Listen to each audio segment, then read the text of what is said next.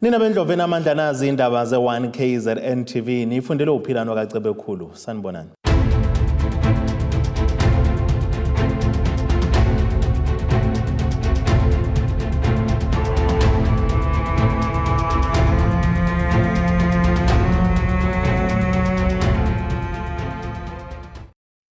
Nazi ke zingena eyithinta inkomfa yokukhetha ubuholi kweqembu likaKhongolo seqhubeka eJohannesburg Expo Center eNazareth eGoli. Le ngqungquthela ke iqale ke izolo kulendela uba kuyiphele ngosuku lwaNgolwesibili.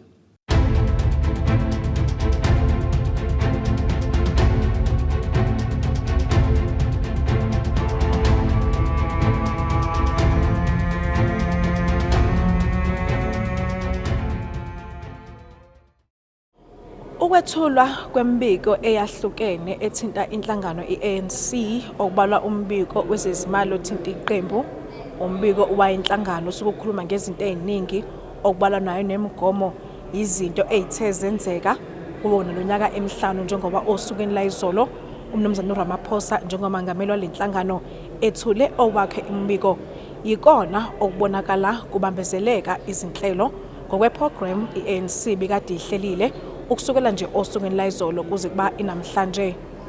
Lokhu kusile osukwini namhlanje kusakhulunywa ngombiko nje othinta lona iqembu ngqo kanti kwamanje sebedingida umbiko othinta owezezimali. Kulindelekile ke emva kwalapho kube sekubheka ukuthi ingabe uhlelo lokuphakanyiswa kwamagama abantu luzobe seliqala nini. Osukwini namhlanje kuseni ungqongqoshe wezezimali uye waba nesidlo sasekuseni nosomabhizinisi nala khulume khona ngezinto eziningi ezahlukene ezithinta nayo inkomfa nokubaluleka kwayo eNingizimu Afrika nasemnothweni wezwe. Izinto ayivezile uthi ANC yadalela ukuthi ikhulise umnotho wezwe ngakho ubuholi obuzokhethwa nezinto ezizokhulunywa kuyona lenkomfa kumele kube ukuthi izisa nomnotho phambili. Uthi ubuholi obuzokhethwa kule nkomfa komele kuqikelele ukuthi okhethweni lwango-2024 iANC iwina ngamalengiso ngoba kayifisela ukuthi ibuse ngokubambisana namanye amaqembu nathi lokho ukubona ngalethi izithelo ezinhle njengoba kwenza komasipala. Kuzokhomeka ukuthi kumanje esifundazweni KwaZulu-Natal omasipala abaningi baphethwe iIFP kodwa bamsene namaqembu amancane kulandela ukuthi ANC yancishelwe ukuvotelwa iIFP kwabanye omasipala yathola izihlalo esishada namanye amaqembu. uGodongwane uthi lokho kwenza ukubusa komasipala kungabi nozinzo ngoba kuhleze kushayisana imbono ngezinto ezisuke ezithuthukiswa umasipala okanye ubayisa phambili. We are on a course at a political level to rebuild, renew the African National Congress so that it should be able to provide the leadership it has done. And to win the elections, because if we don't, we go into these coalitions that are unreliable, to not, our experience in municipalities is bad. The second component of that is to grow this economy. What did it mean to grow this economy? The third element of that, as we grow this economy, to continue to provide support to those that are vulnerable in our society. How that support is, we're going to make of the necessary trade-offs. So, thank you very much, Sipo. Emva kwalapho kube sekuba nesithangamsa bezindaba besikade sibizwa ukuyena lo okhulumela iqembu uPule Mabe echaza ngezinto eziningi athi izokwenzeka ukuqhubeka kwalonkomfa. Ukona konke uthi kuzona zonke izinto ezizoxoxa nezibambezelayo yizona ezibalekile kepha kabakwazi ukuthi bethathe isikhathi sincane kuzona ngoba izobasiza noma sebethatha ama resolutions makuphela inkomfa. Uthi kuyinselela ababhekene nazo yinselelo zokubhaliswa kwezithunywa ngoba kube noshintsho mayelana nohlelo olusetshenziswayo bangabe ibhaliswa. Kube sethembisa ukuthi noma ngabe imuphi umuntu obhekene nenselele ekubhalisweni okanye ukucheckwa kwesystem kuyoqinisekisa ukuthi mangabe kufanele ukuba kule ngqungquthela uyoba khona. Izithunywa zeANC ezivele esifundazweni KwaZulu-Natal ziye zathola ukugxekwa mayelana nento eziyenzile ngesikhathi uRamaphosa ethula umbuko wakhe nala bezwakalisa khona kumphazamisa ekuthuleni inkulumo yakhe. Sibe sesilibheka lolu daba naloyo okhulumela iANC kwisifundazwe KwaZulu-Natal. Ukele ekhaya sinomnumzane uMafika-Mndebele okhulumela iANC kwisifundazwe KwaZulu-Natal njengoba sazi ukuthi kule conference isifundazwe KwaZulu-Natal sinezithunywa eziningi mangabe uqhathanisa nezinye ngenxa ukuthi isifundazwe sinamagatsha amaningi but iningi izinto ezithe zenzeke kakhulukazi masobuyela nje emumva kancane entweni ethe yenzeka ebusuku bayizolo ngesikhathi umengameli uRamaphosa kade ethula umbiko wakhe weminyaka emihlanu kwabonakala amalungu ANC yase-KZN bangumsindo esama ukuphazamisa yona inkulumo kodwa ke lokho kube sekusizwa ukuthi kungenelela yena usihlalo weANC umnumzane uSiboniso Duma mafika entweni ezenzakala izolo yes izinto esezenzakalile but sishiye nisazokwazi ukukhuluma nezithunywa esicabangela ukuthi ezinye zezinto benikade nizoyikhuluma ikona lokho esikubona kwenza ngesikhathi umengameli ethula umbiko weminyaka emihlanu bathi No, sibuholi beANC KwaZulu-Natal. Sikhulumile nabantu abambalwa kwi-delegation yethu abaphazamise umengameli weANC ngekade ekhuluma. Sibatshele ngaphandle ukunanaza ukuthi asamsani nalokho. Akuyona indlela nemfundiso iANC nenqubomgomo yeANC eyenza ngayo. Iminyaka emihlanu isiphelile, ukucasuka kwethu asikhombiseni evotini. Singenzi into ethunukubeza isithunzi seANC ngoba kwamanje usasoumengameli weANC sikwenze kwacaca lokho izithunywa zethu zikubonile ubonileke namhlanje yize babembalwa kakhulu abazame ukuba ngumsindo ngekade kungena okanqamalala okuthi ukuthi iningi lamagatsha ethu noma lezithunywa evele emagatsheni zisilalelile subuholi uma sikhuza lo mkhuba owenzeka izolo. Kade kusenzwa amalungiselelo okuza la kwi-conference nesifundazwe KwaZulu-Natal naphumela nje obala ukuthi nihamba nomnumzane uZwelimkhize namanje izinto isami kanjalo. ANC KwaZulu-Natal kube yiyo yodwa uqala ukuphumela obala ukuthi siseka ubaba uZwelimkhize nokusho ukuthi okhona umengameli manje yasemsiki. Sambiza futhi nayo umengameli ubuholi bethu ubaba uDuma nobaba uMtolo bakhuluma nomengameli bamchazela nezizathu esingeke siyidalule kwabezindaba eyichaza ukuthi kungani singamesiki. Ngaqinisekisa ke manje ukuthi namanye ama-province manje nama-region aseyaqala ayayijoyina lento esikhulumayo ngokubuka kwethu ukubuka izinto ithemba lethu selinyuke kakhulu ubaba uKhabazela uza kuba umengameli futhi uye ozovala inkomfa yeANC.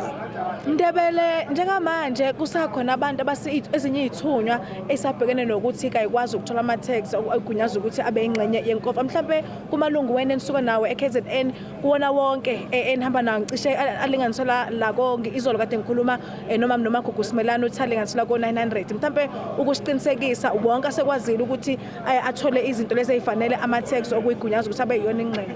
Zonke izithunywa zaKwaZulu-Natal ubuholi bama-region nobuholi be-province 100% sekurejistiwe kuzoba ingxenye yokuparticipate enkomfeni. Siyabonga baba ngesikhathi sakho. Sibonge kakhulu. Yena ke uMafika-Mndebele okhulumela iANC kusona isifundazwe iKwaZulu-Natal iANC Youth League ibonakale iyakulengqungquthela ihlukene phakathi mayelana negama lomuntu ekumele imkhothe ekuthene abe umuholi walenhlangano. Sibheke lolu daba naloyo ikhulumelayo kuzwelonke na live esekhona ukuthi kulabo abaphambaleni nabalokho abebevumelane ngakho kumhlangano okuphakamiswa kwamagama abantu bafuna bethathele izinyathelo mayelana nalesi sinqumo abazenzile. Sizophila Mkhize odabuka esifundazweni KwaZulu-Natal kwisifunda iMusadladla aphinde abe sebuholini obuphezulu beANC Youth League isobheka nje izinto ezahlukene njengoba kubonakala kakazi ukuthi kubona ubuholi babo lobo bambile kubantu babaphakamisayo khona ukushayisana kodwa uzosichazela ukuthi ingabe kwenzakalani ngabe lo ibiyenzeka ngoba bekusabhekwe enkomfeni noma into eqhubekalayo njengoba sekula eNazareth. Sizophila siyakubingelela ku1KZN TV. Ngakubingelela mama ngibingelela nababukeli emakhaya.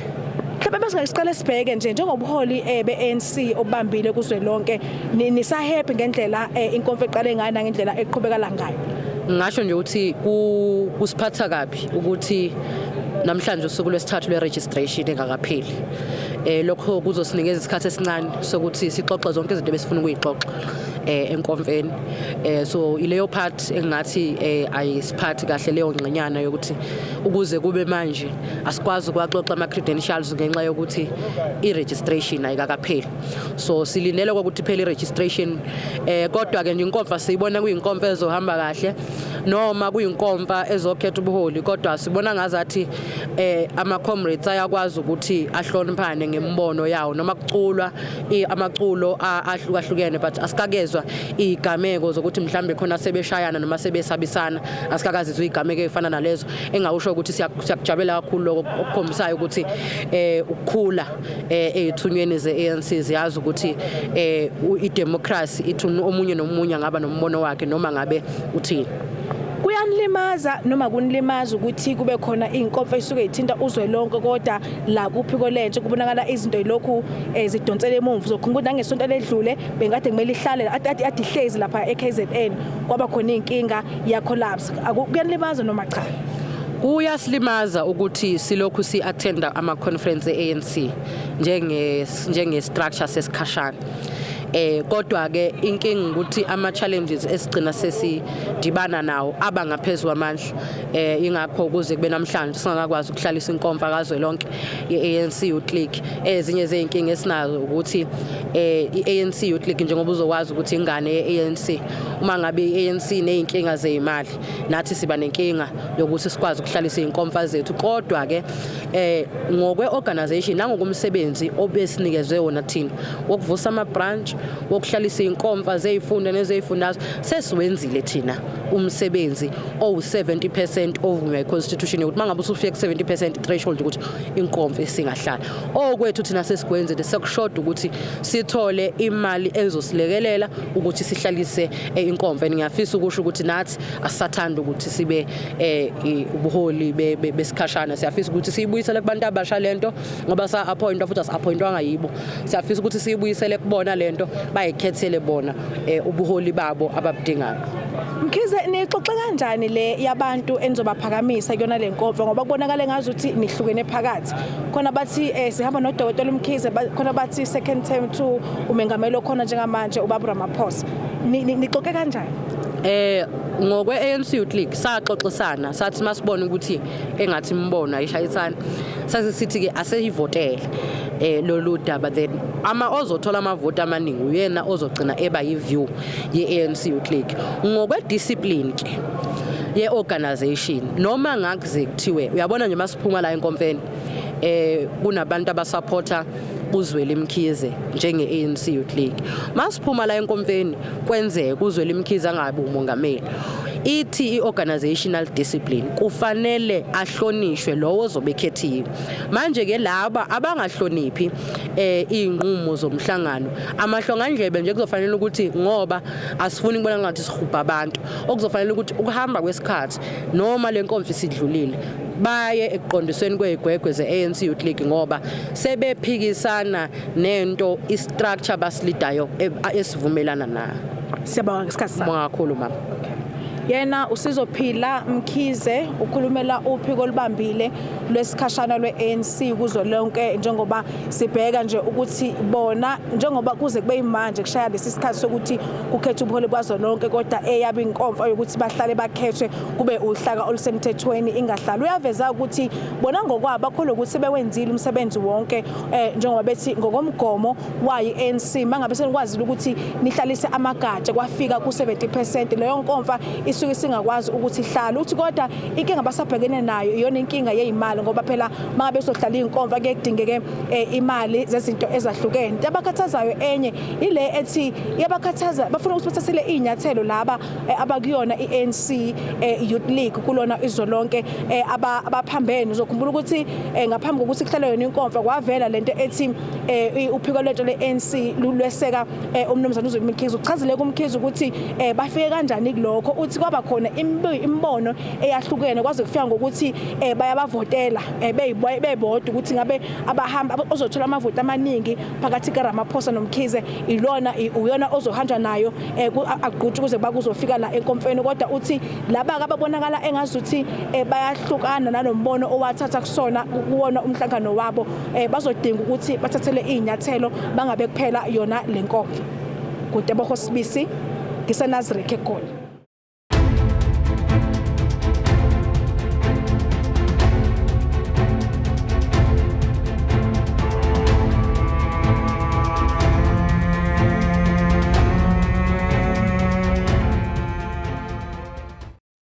Ake sithi shelele itolo sophinde sibuye futhi nezinye zeindaba zethu.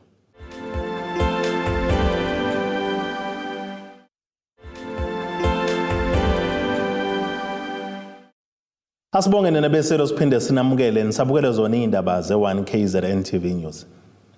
Sekuphela ke cishe iminyaka emibili indawo yaseMthwalume oseningizimu nesifundazwe KwaZulu-Natal yahlasela uMalugaju lapho wesilisa wabulala khona abantu besifazana abahlanu abaneminyaka ephakathi ke kuyishumi ke nesithupha kuya kumashumi amathathu nesithupha.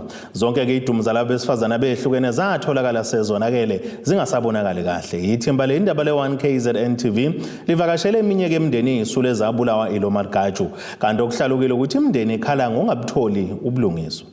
Sekuphele cishe iminyaka emibili indawo yaseMthwalume oseningizimu nesifundazwe KwaZulu-Natal yabhekana nenkinga kaMalugaju. Lona wesilisa wayibulala abantu besifazane abaphonse ehlathini okanye esimobeni. Babalela kuba 5 abantu besifazane imizimba yabo yatholakala seyonakele eindaweni ezahlukene khona la eMthwalume. Laba besifazane baneminyaka esuka kwishumi nesithupha kuya kumashumi amathathu nesithupha abatholakala sebebulewe endaweni yakhona la eMthwalume. Kanti emva kwami imbukeli enye yezindawo lapho kwakutholakala khona ezinye izidumbu zabesifazane ezatholakala sezonakele. Kanti umndeni wakaKhambule uthi awukuthola ukuphumula kanti futhi ngeke uzuxole ungakaboni ubulungiswa benzeka ngokubulawa kwendodakazi yabo uZandile Khambula owatholakala kule ndawo umzimba wakhe usuqala ukonakala. Neminyaka emibili shothi wayevakashile endaweni kaNomakhanzana ade hleli khona shothi lapho sathola ukuthi ke wasuka khona umuntu oyakaBoxer oholela ingane ngoba unendodakazi eseyithe ukukhula kancane nje eyoholela yona shothi ke ngaloko ke uthi wahamba wakhona shothi ehamba nayo ingane shothi abange esakwazi aphinde abuye shothi badukelana khona kaBoxer ngokuzwa kwami yahamba ingane yaphinde emve ekhaya lapho la besuka khona ngoba sithi yombheka bedukelene kaBoxer mayibuye ingane yangabe sakwazi ukumthola kwaphela kanjalo ngalo suku yamfuna lashona ilanga wangayithola kusokwazi kwadlula izinsuku ke sasithola umlayezo ukuthi ke utholakale endaweni esehlathini eseshonile. Ichaza uKhambule uthi isidumbu sikadade wabo sasesonakele babona ngesikhwama yesiphethu ukuthi uyena. Kwakuyinto engasachazeki ngoba wayinto eseyonakele and wayigaxwa phakathi kwezihlahla la efakwe khona sitwayisonakele nakhona lapho kwabonakala nangesikhwama sakhe ayivele kade esiphetha ihambe naso sejwayeleke ngaso so kwabonakala ngaso kodwa kahle wayesonakele kwase kuyiphunga lodwa esibonakala.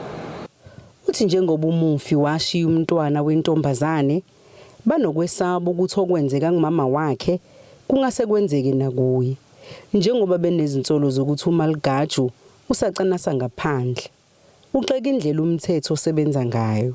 Maphela kuba naloko nje ngoba sesikhulile uze nomntwana naye anganaki kodwa nakuyena sike simxwayise ukuthi angahambi noma ikanjani ngoba asazi wakhosakalena ongenza mhlambe naye aphinda alandele mhlambe aboWesibili olandela uma wakhe kanjalo.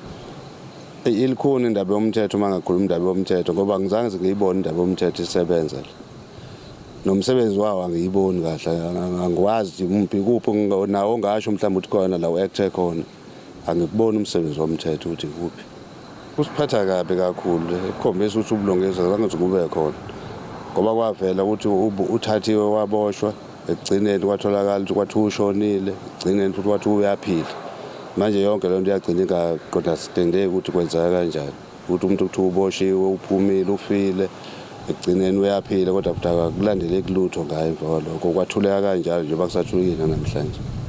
Ishoshovu esilwela amalungelo abantu besifazane eMthwalume uHlengiwe Gambushe uthi ubuhlungu abhekana nabo ngesikhathi eludaba lwaMalugaju ukuthi avela avalwe ejele.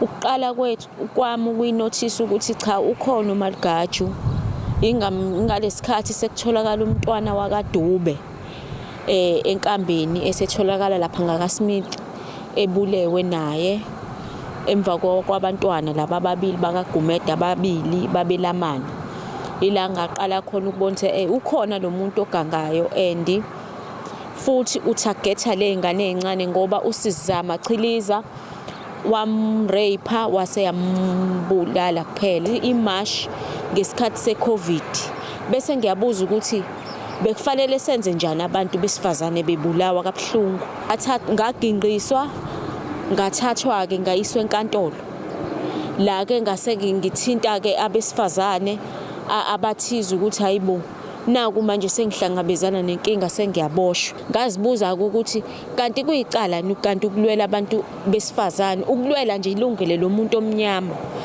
ngibuka ngathi kuyicala ngoba manje nami sengifuna ukubulawa and uma le nto yamhlukumeza kakhulu ngoba waze wagula eshethi lento iyeke.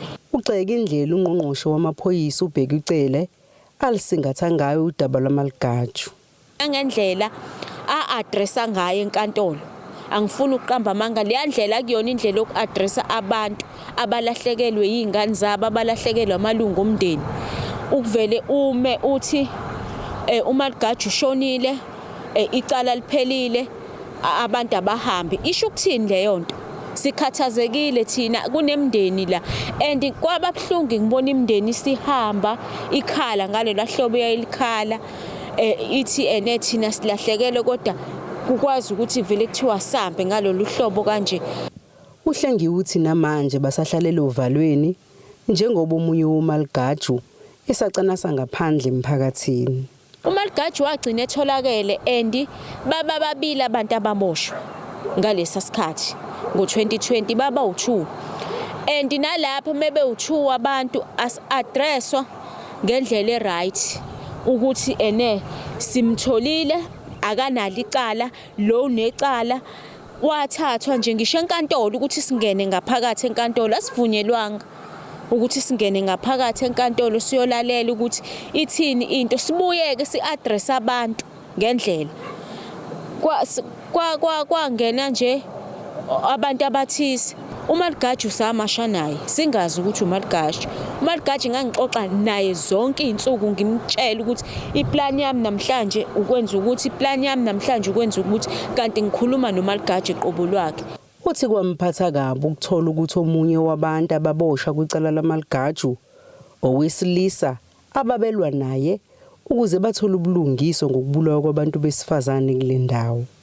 Okwavela ukuthi ushonile umafutha khoma lo engangicommunicator naye every day and wayefika lapha futhi emzimbeni amela eduze kwami sikhulume sixoxe azababaze futhi ukuthi awu lo Malugaju lo unenhliziyo embi kanti uyena qobo lwakhe ocana sayilo Lwesibili ethi unjilo okwathiwa uyathathwa uyogcinwa ngoba impilo yakhe ayiphephile. Kodwa manje simbone ebuyile ukhona emphakathini asikaze sibizwe ke noma kuyiwe kuma families ukuthi nangu unjilo siyambuyisa ngesizathu esukuthi indawo yaseMthwalume isalokhu iqhubeke njalo nokuba sematheni ngokubulawa kwabantu besifazane. Kanti sixoxe nongqongqoshe wezokuthuthukiswa komphakathi uNonhlanhla Khoza uqwashisa umphakathi ukuthi ungenze njani uma ubhekana nokuhlukumezeka. Uxeka ukuhlukunyezwa kwabantu besifazane nezingane bese abantu benyathele lokho ngokuthi basholeze ngezimbuzi. Yikho into ebhlungu njengokuthi kuthiwa kuxoxiswane icala le rape icala lokubulawa komntwana hayi kuthiwa hayi akuvuke liyosulwa icala kwesinye isikhathi kuthiwa hayi akiwe lapha enkosini enduneni kuhlalwe phansi kwesihlahla kuthiwe liyakhulunywa akulona icala elifanele ukukhulunywa zinduna Icala leli lifanele nje umuntu aboshwe kubizwe abomthetho abazolikhuluma kangcono. Uyabona lesikhathi esasithi kuqala kuthiwa hamba yokhuluma phambili. Amacala njalo lawo ekufanele kuthatha umuntu ahamba ayokhuluma phambili ayoliqula phambili icala ngoba singakuxolelana thina kukhishelwane lezo nkomo lezo mbuzi kodwa azisuli isilonda mntanami azisuli isilonda ngaphakathi kumuntu ohlukumezekile sibike ngayo yonke into eyenzakalayo ngoba uma uke wathula ubona lo mntwana kunobaba nje oludamane babiza lapha ngesikhathi sesikole ababize lapha bashone lapha nama uniform noma ngabe isendleleni bashone lapha baphume sebephethe amaswidi kulo baba uyamazi lo baba uhlala yedwa bashona lapha nje abantwana bayani kubezwa kakhulu abantwana bethu ikakhulu sizoqwashisa nangokuthi ngalezi zikhathi zika Christmas kunemicimbi eminingi kunamagigi maningi abantwana bahlukunyezeka ngendlela ongazi uyibona akuthi makukhona siyazi ukuthi kuzobe kunobumnandi kuzobe kunamajiki kunotshwala iziwile akuthi ke makunobumnandi kube khona umuntu nje oyedwa ozohlala esoba obagadile ngisho abantwana bomndeni ukuthi badlala lapha ababone iso lomzali malingasuki kumntwana ngoba bayahlukumezeka ikakhulu ke besilosithi abantu abahlukumezekayo abantwana abamantombazana sesibonile lately ukuthi kwi-research esiyenzile sithola ukuthi abantwana besilisa bahlukumezeka nabo bahlukumezeka kakhulu bese beyathula bebawofela phakathi kuthi ngokuhamba kwesikhathi kuthema kwenziwa i-research kuhlola ukuthi kwenzekani emqondweni umuntu wesilisa nomuntu ozithola sesejele yingoba wadlwengulwa kudala wahlukumezeka kudala wangasho waba ufela phakathi sekuyabuya lokho mhlambe sekubuya usengene ebudlelwaneni akusahambi ke kahle ebudlelwaneni ngoba wahlukumezeka kudala wangaba nakho ukuxoxisana ube seveza ukuthi abantu abasukume bafuna usizo baphinde futhi basebenzisa inombolo yamahala ukuthola usizo lokweluleka ngengqondo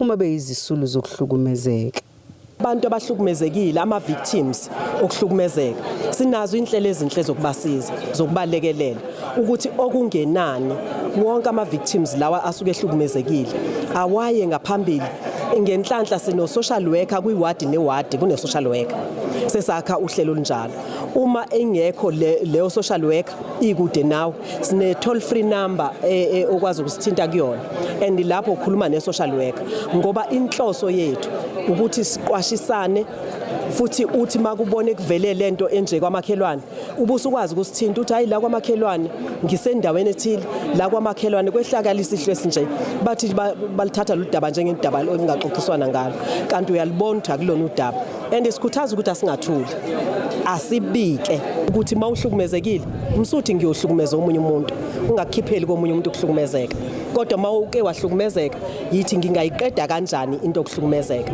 ngingakalibali nje our toll free number ngoba siyanxusa ukuthi abantu basithinte ithi 087 158 3000 sitholakala nje 24 hour service ngoba njengoba nje kuyi festive season zizoba ningi izigameko zokuhlukunyezwa kwabantwana ezindabeni ze1KZNTV kubikuza Amanda Sicele ngisemthwalume ake siphinde silishelele itoro umbukelo sibuye nezinye izindaba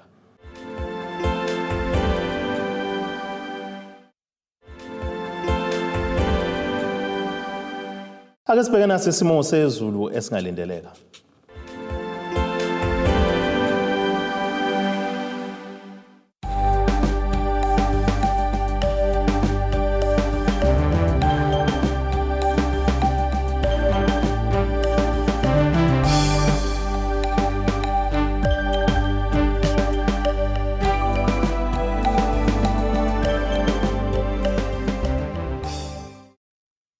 Nabakambombo omnye wamashikezela ishimpi yakhe ziyaguqa bese iphakana namuhla kwamzimba umntana nethemba lonke nje le indaba sesithi khumu kuze kube ngokuzayo